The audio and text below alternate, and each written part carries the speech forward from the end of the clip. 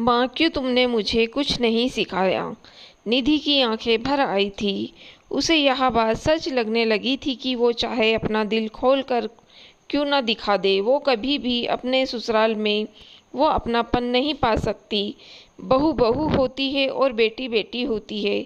उसे अपने शादी का दिन याद आ रहा था जब उसकी माँ ने उसे नसीहत दी थी, बेटी अब वो तुम्हारा घर होगा, वहाँ की सुख दुख तुम्हारे होंगे, वहाँ की जिम्मेदारियाँ तुम्हारे लिए सबसे पहले आएंगी। तुम्हें सास ससुर माँ बाप जैसे हैं और तुम्हारी ननद बहन सबका दिल से अपनाना, किसी का दिल ना दुखाना, सबकी इज्जत करना, सबको सम्मान देना और प्यार से रखना। क्या जो नसीहत एक नई दुल्हन को अच्छी बहू बनने के लिए मिलती है, ससुराल वालों को मिलती है क्या? कोई उन्हें नसीहत देता है। अब आपके परिवार में एक और सदस्य जुड़ने वाला है, उसे सम्मान प्यार और इज्जत देना है, उसकी गलतियों को माफ़ करना और उसे दिल से अपना लेना। निधि को यह बातें याद कर कर के खूब रोना आ रहा था। वह कुछ भी कर ले कम ही पड़ जाता है। निधि का बेटा अब 5 साल का हो चुका था और निधि अब काम पर जाना शुरू करना चाहती थी, लेकिन उसकी सास ने उससे कहा, बहू बच्चे को छोड़कर काम पर जाओगी तो उसे संभालेगा कौन?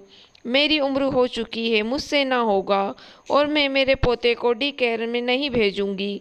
निधि का यह सच निगल भी जाती, पर जब उसकी ननद बच्चे के 2 साल के होते ही काम पर जाने लगी तो उसकी सास ने खुद से उसकी ननद अनमोल से कहा कि बेटा फिक्र क्यों करती हो, मैं अभी जिंदा हूँ, मेरे नाती को मैं देख सकती हूँ, तुम बेफिक्र होकर काम पर जाना शुरू कर दो। उसकी ननद अनमोल अपने ससुराल वालों की रजामंदी के बिना अपने बच्चे को मायके में छोड़कर जॉब पर जा रही थी। निधि की सास अपनी बेटी का उत्साह बढ़ाती थी और उसे अपने इच्छा अनुसार जीने का पाठ पढ़ाती थी। निधि सोचती थी उसकी माँ ने शायद गलत नसीहत दी थी।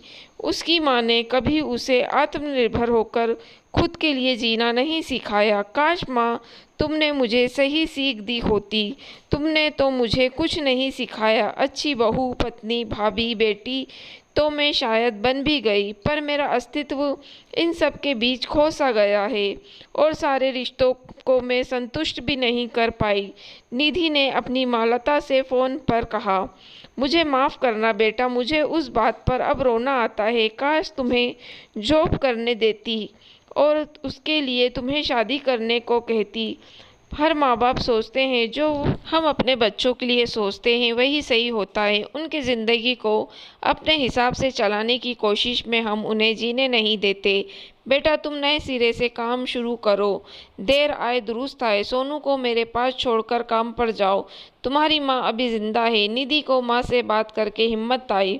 उसने अपने पति कमलेश और सास से कहा, कमलेश, बात पैसों की नहीं है, मेरी इच्छा की है। मैं भी काम करना चाहती हूँ।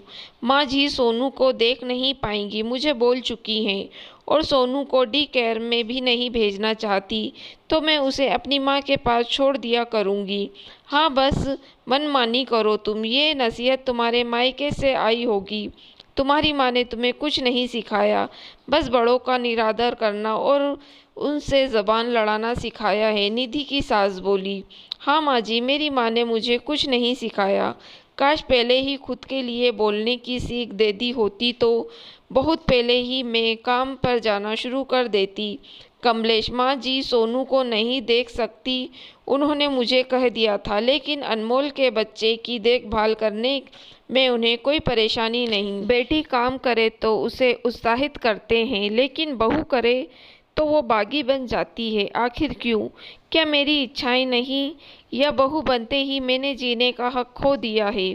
निधि ने कमलेश और अपनी सास से को पूछा। निधि, अगर तुम्हें काम पर जाना है जाओ, और अगर सासू माँ को सोनू को देखने में दिक्कत नहीं तो ठीक है। कमलेश की बात सुनते ही निधि की सास बोल पड़ी, लोग क्या कहेंगे? जब अनमोल अपने 2 साल के बच्चे को छोड़कर काम पर वापस गई थी, आपने तब जो जवाब उन लोगों को दिया था, वही जवाब निधि के काम पर जाने पर भी दे दीजिएगा। और सच तो नहीं है ना, पर झूठ के देना कि आप बहू और बेटी में फ़र्क नहीं करती। कमलेश इतना कहकर वहाँ से चल दिया। निधि अपने फैसले से खुश थी। उसने अपने लिए जीने का फैसला लिया और अपनी इच्छाओं को आगे रखकर आगे बढ़ने का सोचा। दोस्तों, अगर आपको कहानी पसंद आई हो तो आप मेरी वीडियो को लाइक और मेरे चैनल को सब्सक्राइब ज़रूर कीजिएगा।